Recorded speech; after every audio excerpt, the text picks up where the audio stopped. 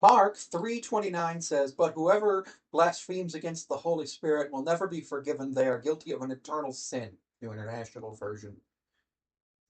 In the New Living Translation, "But anyone who blasphemes the Holy Spirit will never be forgiven. This is a sin with eternal consequences."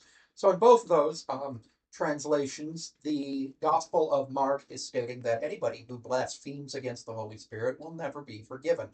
It is something that I find interesting because in Christianity, there is a concept that sins can be forgiven. And when sins are forgiven, you are able to still go to heaven despite committing the sin.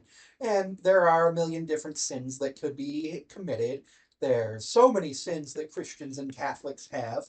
There's a reason why Catholics have confession that people go to. It's because it allows their members to receive forgiveness from a trusted member of the clergy.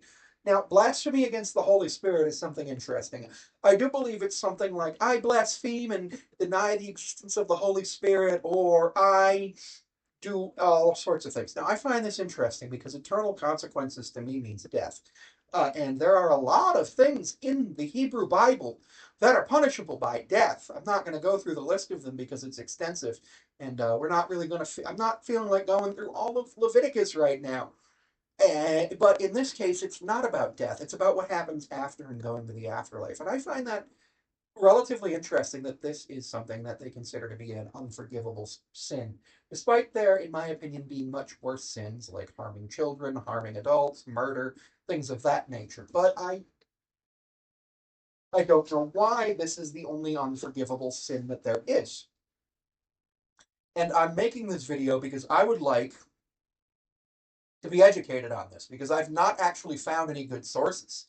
I found people who are atheists making fun of it being an unforgivable sin, which, okay, fair, I guess, but that's not educating me on it. I would like to have some actual education on this topic.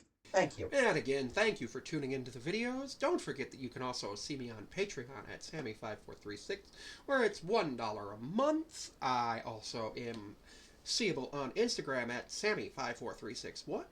TikTok at Sammy5436. I'm on Blue Sky at Sammy5436, though I don't use that often. I believe I'm on Tumblr at Sammy5436, but I haven't used that in at least a year. And you can find me at my business email, thetrapezoidtalks5436 at gmail.com.